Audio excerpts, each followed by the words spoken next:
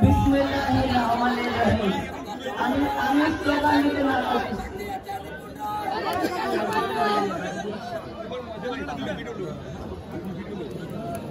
বাংলাদেশ জাতীয়তাবাদী দল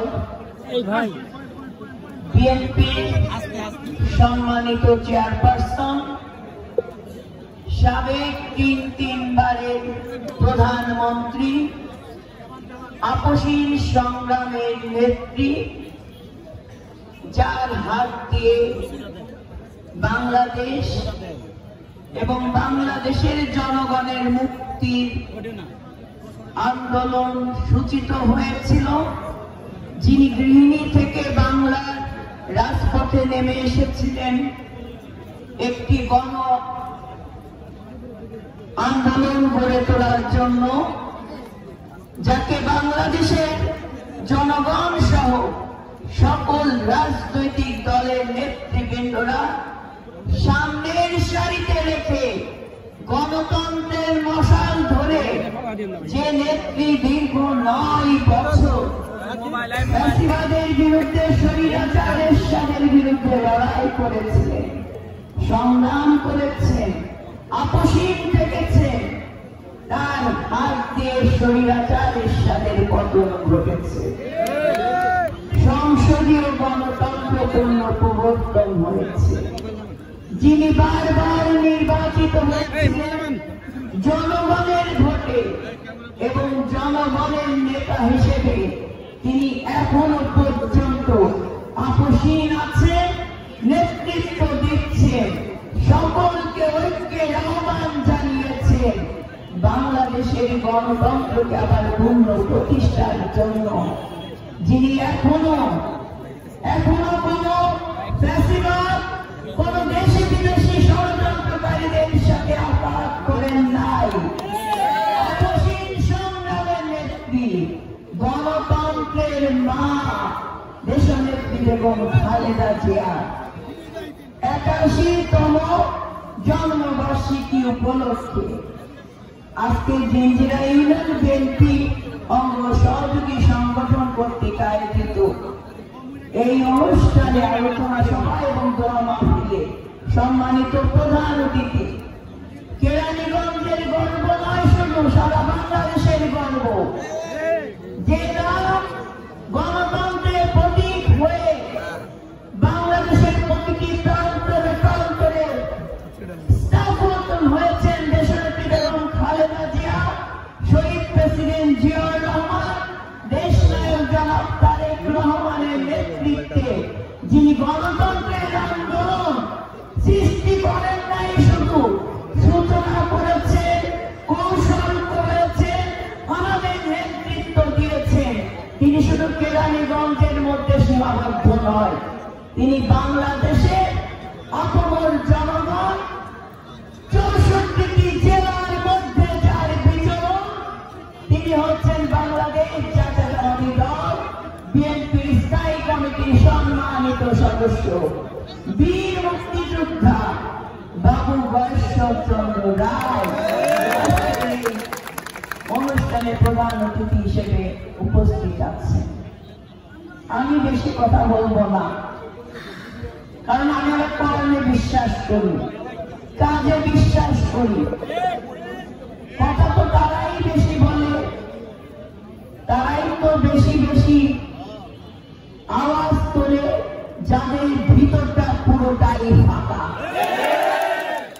এই গণতন্ত্র পূর্ণ প্রতিষ্ঠার সংগ্রামে এই আপসীন নেত্রী দেশনেত্রী বেগম খালেদা জিয়া, তিনি যখন এই দলের দায়িত্ব ভার অর্পণ করেছিলেন, সেদিন থেকে শুরু করে আজ পর্যন্ত আমরা কেউ জিয়া পরিবারের সাথে বেইমানি করি না।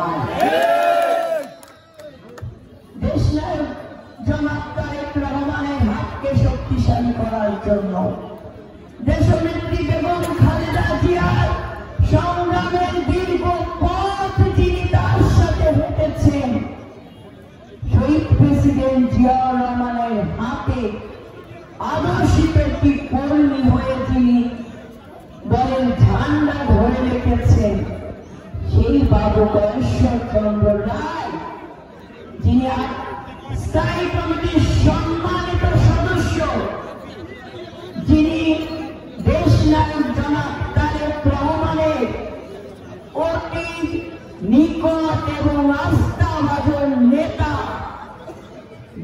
যেখানে তারেক রহমান মনে করে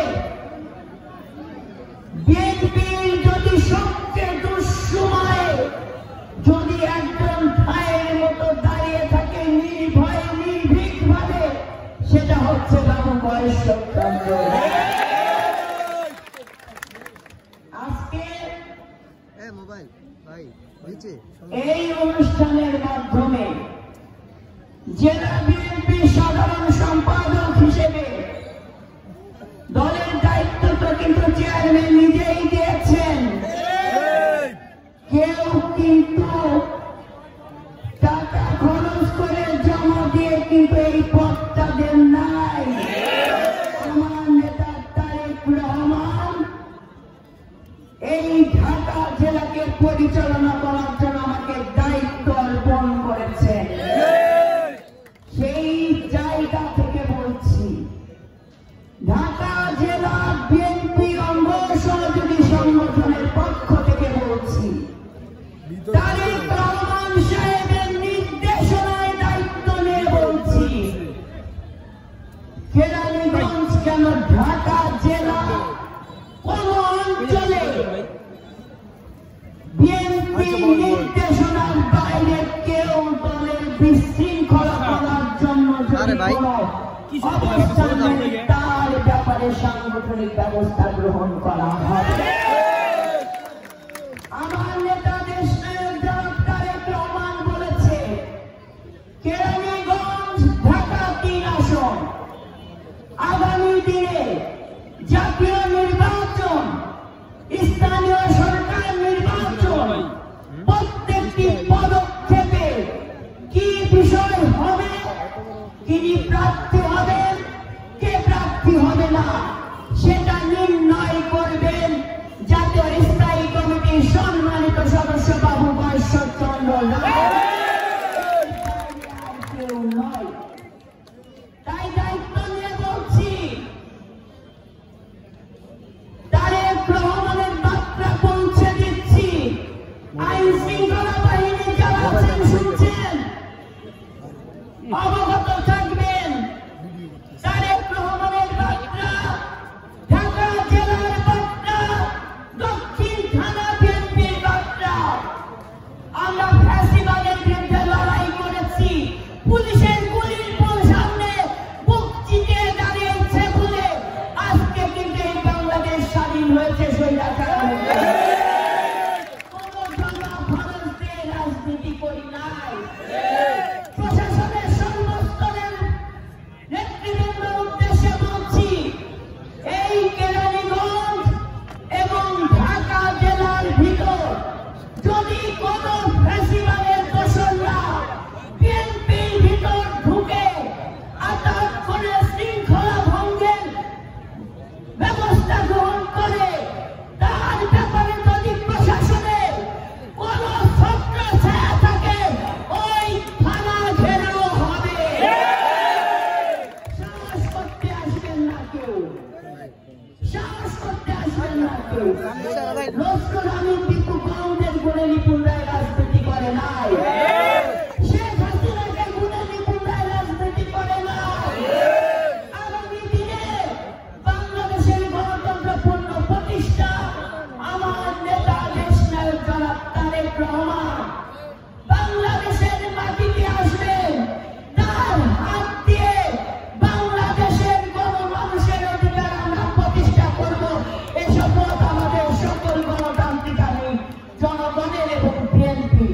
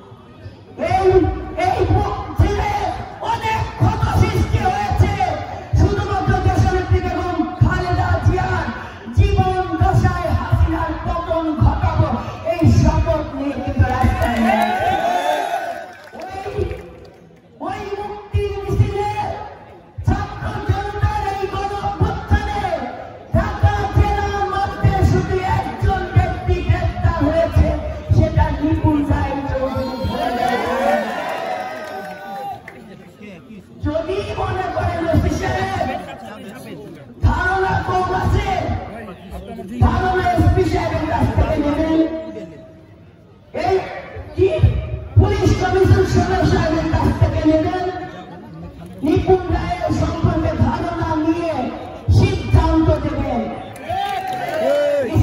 বলেছে সাদা কাগজে আবেদনে চুদুরভোগী অমুক তমুক জাতিপাতিকে আপনারা অনুমোদন দিয়ে বিএনপির ভিতর বিশৃঙ্খলা সৃষ্টি করার পাই তারা যেটা প্রশাসন করেছে, সেই চরিত্রে যদি অবতীর্ণ হন তার জন্য দাঁত ভাঙা জবাব দেওয়ার জন্য খালেদা জিয়ার মুক্তি গণতন্ত্রের মুক্তি। আজকে সেই গণতন্ত্রের মুক্তি এখনো হয় নাই। আমার নেত্রী এখনো মুক্ত নয়, আমার নেতা এখনো দেশের মাটিতে আসতে পারে নাই। জাতীয় নির্বাচন নিয়ে ষড়যন্ত্র। আমার নেতা বারবার বলেছে দলের ভিতরে কিছু ঘুঘু ঢুকিয়ে দিয়ে এই ষড়যন্ত্রকারীরা নির্বাচনের পথ রুদ্ধ করার বাঞ্ছারের চেষ্টা করবে। তাই বলছি ঘুঘুদের ব্যাপারে সতর্ক, বাকিটা আমি মোকাবেলা করবো রাজপথের মাধ্যমে। 144 অনুত্তম ওই জনগণের বিএনপি রাজনীতি করে না। আমরা তারেক রহমানের সৈনিক, আমরা খালেদা জিয়ার সৈনিক। দলের ভিতরে বিশৃঙ্খলা সৃষ্টিকারীর ব্যাপারে দাঁত ভাঙা জবাব দেব, কারণ ওই বেঈমানরা দলের দুঃসময় কেউ ছিল না। যদি দল করতে চান, সভা সমাবেশে যদি অবস্থান নিতে চান, নেতা তো আছেন বাবু ঈশ্বরচন্দ্র রায়, তার দরজা খোলা, কথা বলেন, আসেন, ওয়েলকাম জানাবো। কিন্তু পিছন দরজা দিয়ে 17 বছরের যুদ্ধ করে এই দেশ স্বাধীন করেছি খালি মাঠে আপনাদের ঘুঘুরি খেলা দেখার জন্য। আর কিছু বলতে চাই না। আজকে দেশ মাতার এই অনুষ্ঠান আমি শপথ করে বলছি, জীবনে কোনো কিছু পাওয়ার জন্য আমি রাজনীতি করি নাই। সেটা আমার নেতা তারেক রহমান, তিনি খুব ভালোভাবে অবগত। জীবনের ন্যায় করি নাই, কারণ বাংলাদেশ জনগণ যদি মুক্তি হয় সেই আনন্দ এবং তৃপ্তি হচ্ছে আমার রাজনীতির সবচেয়ে বড় পুরস্কার। আমার কেরানীগঞ্জের আপমন জনগণ যখন যেদিকে যায়, বাঘ ভাঙা জোয়ার, ওটাই হচ্ছে আমার রাজনীতির সবচেয়ে শ্রেষ্ঠ উপহার এবং শ্রেষ্ঠ চেয়ার। মানুষকে অলঙ্কিত করে না, মানুষের কর্ম মানুষকে অলঙ্কিত করে। তাই আপনাদেরকে বলবো ধৈর্য ধারণ করে রাজনৈতিক মোকাবেলা রাজনৈতিক ভাবে করবে। এখনো ষড়যন্ত্র চলমান, ফ্যাসিস্ট পতিত সরকার এখনো ষড়যন্ত্র চালিয়ে যাচ্ছে। সকল ষড়যন্ত্র রুখতে হবে, ধানের শীষের বিজয় নিশ্চিত করতে হবে।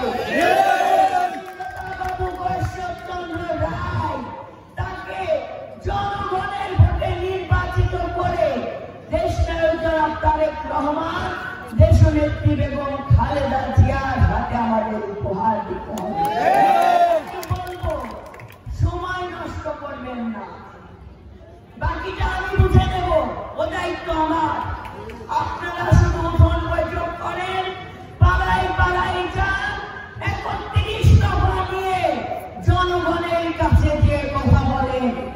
আমার নেতা তারেক রহমান আগামী দিনে যখন প্রধানমন্ত্রী হবে, যুবকের জন্য, শ্রমিক কৃষকের জন্য, নারী সমাজের জন্য কি করবে, সকল বার্তা আপনারা পৌঁছে দেন। আর বাকিটা আমি তো কামলা। ওদের শহীদ প্রেসিডেন্ট জিয়াউর রহমান নিজেকে শ্রমিক হিসেবে পরিচয় দিতে পছন্দ করতেন। আর আমি বিএনপির একজন নিবেদিত কামলা হিসেবে নিজেকে পরিচয় দিতে এই কামলা যতদিন আছে এই ঢাকা জেলা প্রত্যেকটা থানা উপজেলায় বিএনপির ঝান্ডা নিয়ে দেশনায়ক জনাব তারেক রহমানের বার্তা ছড়িয়ে দেবে। আলোড়ন তৈরি হবে ধানের শীষে, আলোড়ন তৈরি হবে দেশনায়ক জনাব তারেক রহমানের জয়ধ্বনিতে। আপনারা সেই পথে অবতীর্ণ হন। বাকিটা ইলেকশনের মাধ্যমে, জনগণের সরাসরি ভোটের মাধ্যমে, ধানের শীষের বিজয়ের মাধ্যমে ওই পতিত সরকারের ফ্যাসিবাদরা যারা দমন নিপীড়ন করেছে তাদের অস্ত্রের ঝনঝন দিতে না, মিথ্যা মামলা দিয়েও না, ধানের শীষের বিজয়ের মাধ্যমে আমরা প্রতিশোধ নেব, যেটা তারেক রহমান বলেছে। তাই সবার আগে